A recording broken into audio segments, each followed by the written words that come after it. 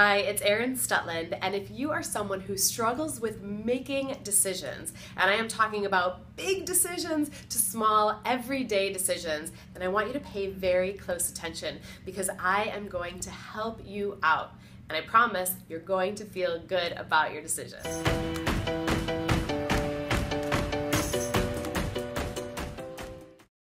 Before I dive in and give you some great tips and tools that are going to help you feel better and help you make decisions, I want to share a little story because not long ago I would have considered myself someone who was awful, and I mean awful, at making decisions. Any kinds of decisions. Things like, should I go out to dinner with friends or should I stay in? Should I invest this amount of money into my business? Should I not? A lot of decisions that I made would cause me such inner turmoil. And I think it was because I was so obsessed and addicted to trying to make perfect decisions, right or wrong, good or bad, black or white. So I just want to share this story that happened quite a long time ago to sort of demonstrate my madness, and I'm guessing that you're probably going to be able to relate to it. This was my senior year of high school, and I was deciding which college to go to, and maybe you had a similar experience. And I knew that I was going to go dance in college, and it was between the University of Iowa and the University of Illinois, both wonderful schools. But for the life of me, I could not decide where I wanted to be. And I truly, truly believed in my heart that one place would make me happier than the other place. That going to one school, it would mean I would be more successful than if I went to the other school. And it just felt like there was no good choice to make. And I had gotten to the point where I had overanalyzed all the thinking. I had weighed the pros and the cons and the cons and the pros. And sometimes when you get into this place where you've analyzed it to death, you know, it's funny, when you're trying really hard to make a decision, people will often say to you, what does your gut say? You know, what does your gut really tell you? And if you've gotten to that place where you've completely analyzed it, you are totally disconnected from your gut and your intuition in every and any sense. And so much so that it's like almost impossible to find your way back into that place. So that's where I was with this decision. And it was on May 15th, I remember, and it was the day that I had to hand in my acceptance letter. This was before you did it via email. And I was headed off to school, and my mom said, all right, what's it gonna be? And I said, all right, I'm going to University of Iowa. And I said it with such clarity and such grace and such power. And she was like, are you sure? Because at this point I had been, back and forth for a solid 6 months. And I said, yes, I'm sure, University of Iowa. And I went off to school and I was feeling, pretty good. And I had gotten to school and I was sitting in my first period class, and all of a sudden I was struck with panic. I mean, it was as though I was having an anxiety attack. And I stood up from class and I ran to the payphone, because this is, while we still had payphones. And I called my mom and I said, did you send in the thing yet? And she said, no, why? What's going on? I said, I can't go to University of Iowa. That's a terrible decision. I want to go to University of Illinois. At this point, she wanted to just kill me. I mean, she was like, oh my God, I feel so bad for my mother. Are you sure? She said, yes. I said, I'm sure. This feels like such a better choice. This is a much better choice, I thought. And so she said, okay, University of Illinois. Hung up the phone. Wouldn't you know it, that within a few hours of feeling so good about this decision, I was right back to where I started.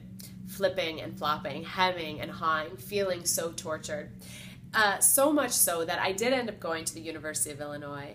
But my whole first year of college was so challenging because even though I had made the decision to go there, I actually hadn't fully embraced it or accepted it or owned it, that this is really, a good choice for me today. Because I was so still caught in the idea that one was good, one was bad. One would make me happy, one would not. And I was so used to beating myself up in the process of making the decision, and then after making the decision, I was still in the process of beating myself up that there's no way that I could choose right. In fact, I would say that, and I see this with a lot of people, that we actually become addicted to the thinking, I'm not good at making decisions. I never choose right.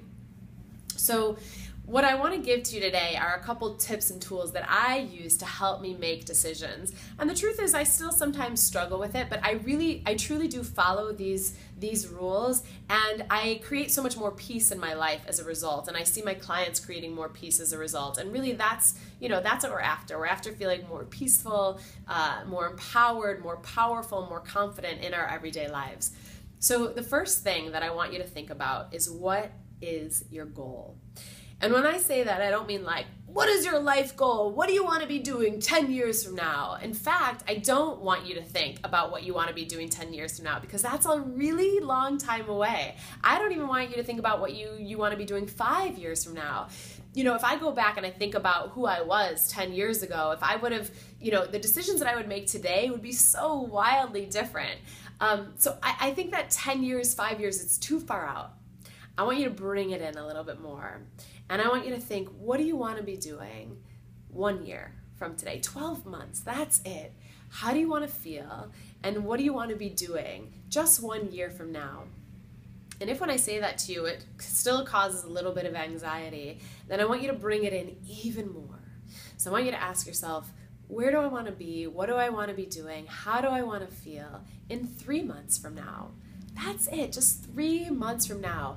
Bring it in, keep it small, and just really think about that. And then here's what you have to do. You have to sort of start to cultivate the faith and the trust that in 3 months from now, you'll make another decision and you'll know what to do next. So I want you to just think, what is it that I want, and how do I want to feel in a year from now, 6 months from now, or 3 months from now? Keep it really small and contained. And then the next thing that I want you to do is give yourself a little break and give yourself a little time. So we're going to start by just saying this. I want you to repeat after me.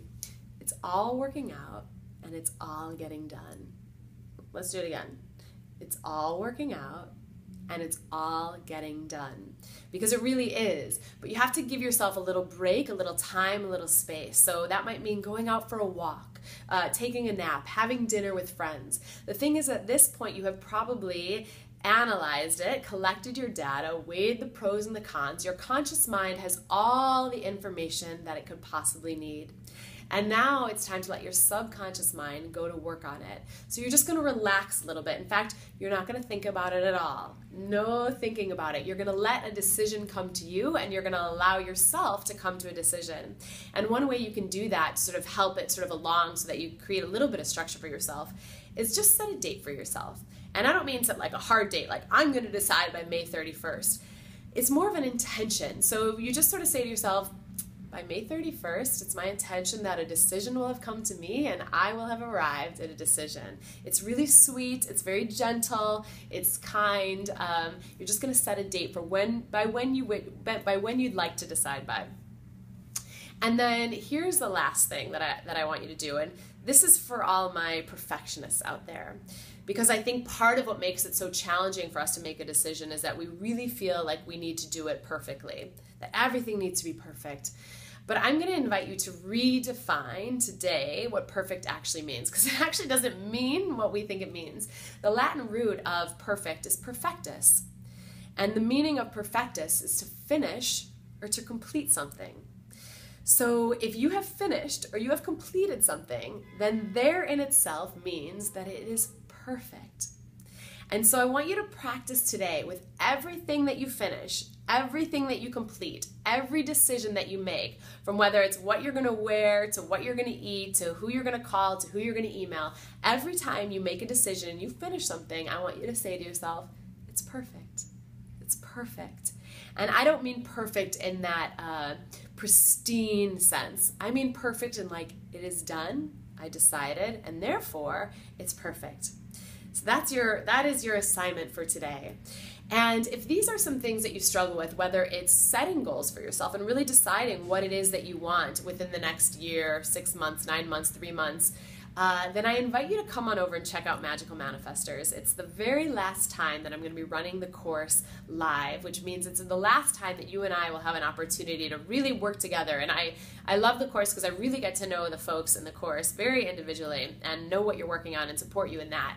And that's what we're going to do. We're going to help you dream up these beautiful goals that are filled with feeling and filled with soul, and then help you create an action plan to really get there. And it's done in a really beautiful, sweet way, and creative way, which I think is really important.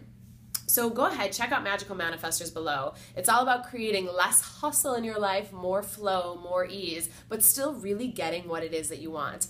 And if you have any questions about it at all, feel free to shoot me an email to Erin at erinstutland.com. But most importantly, I would love for you today to practice just saying it's perfect with everything that you do throughout the day.